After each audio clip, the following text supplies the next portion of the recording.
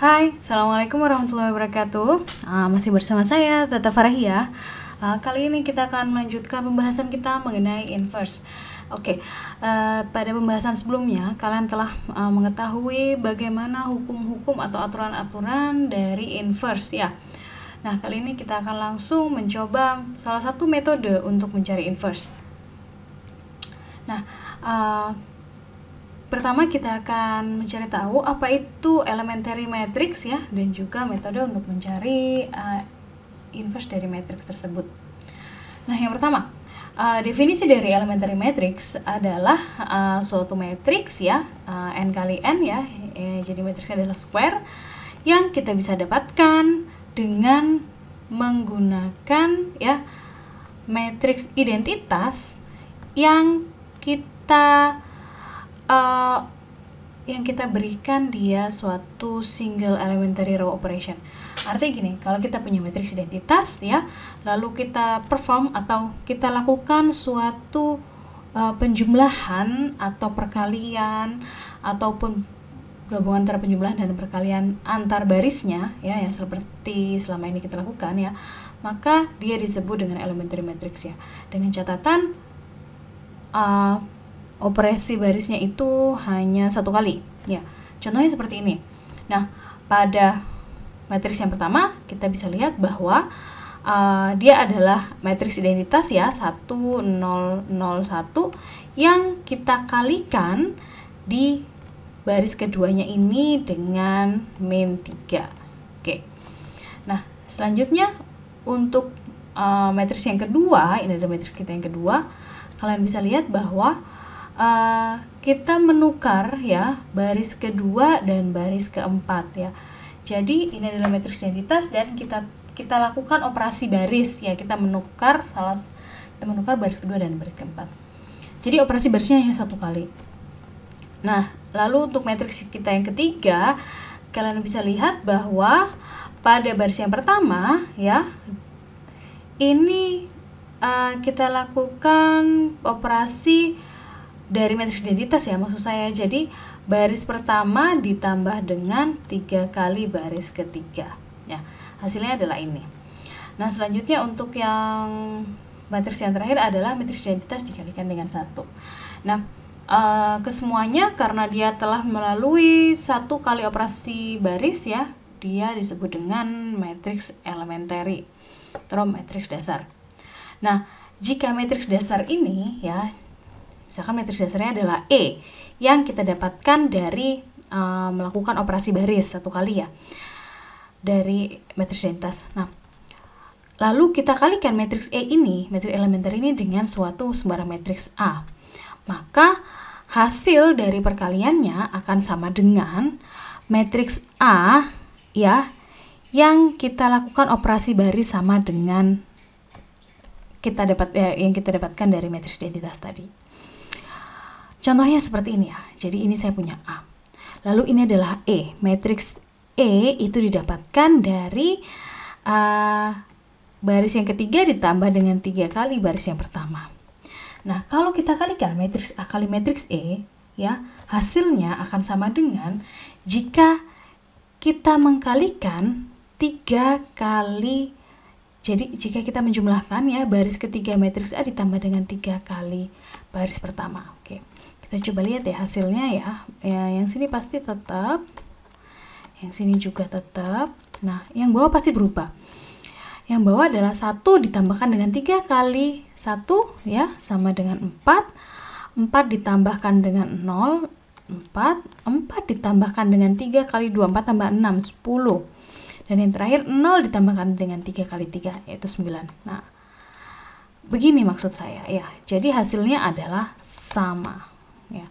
Jadi apa yang kita lakukan terhadap elementary matrix ini dari yang berawal dari matriks identitas ya, kita juga akan lakukan pada A. Jadi operasi inverse itu adalah jika kita punya elemen, jadi jika kita melakukan operasi baris pada suatu matriks identitas ya, yang dia menghasilkan matriks E, lalu kita akan melakukan operasi baris yang kedua ya. Nah, operasi baris kedua ini menjadikan E itu tadi kembali ke I lagi, kembali ke matriks identitas lagi. Nah, contohnya seperti ini ya. Jadi ada tabel ya. Tabel ini disebut dengan inverse operation atau operasi inverse, operasi kebalikannya. Jadi yang pertama, pada sisi tabel yang sebelah kiri adalah jika kita memiliki matriks identitas yang menghasilkan elementary matriks E, dan matriks dan tabel yang sebelahnya, sebelah kanan adalah mengembalikan matriks E ini ke bentuk matriks identitas. Nah, keduanya akan sama-sama kita lakukan perkalian pada baris yang ke I dengan suatu C ya, dengan suatu skalar C. Nah, kebalikannya, kalau kita ingin mengembalikannya lagi, maka kita akan kalikan baris tersebut dengan 1/C ya. Jadi di sini ada C dan di sini 1/C. Nah, lalu jika kita menukar suatu baris I dan baris J, maka untuk mengembalikannya kita kembali tukar baris I dan baris J tersebut. Nah, yang terakhir adalah jika kita menambahkan sejumlah C skalar dikalikan dengan suatu baris ya kepada baris tertentu ya, maka untuk mengembalikannya tentulah kita mengkalikan minus C dengan baris tersebut ya, dengan baris yang tadi kita lakukan perkalian. Nah, intinya adalah seperti ini ya. Jika kita melakukan perkalian pada baris kedua dengan 7, maka untuk mengembalikannya ke dalam bentuk matriks identitas, ini kan matriks identitas, ini adalah matriks E dan ini adalah matriks identitas. Maka untuk mengembalikan elementary matriks ini ke matriks identitas, maka kita harus kalikan baris yang kedua dengan 1/7. Jadi di sini ada 7 dan di sini ada 1/7. Nah, selanjutnya kalau kita lakukan perubahan baris ya, pertukaran baris antara baris pertama dan baris kedua, maka untuk mengembalikan dia ke dalam bentuk matriks identitas, kita akan tukar lagi barisnya. Oke, sehingga dia akan membentuk matriks identitas lagi.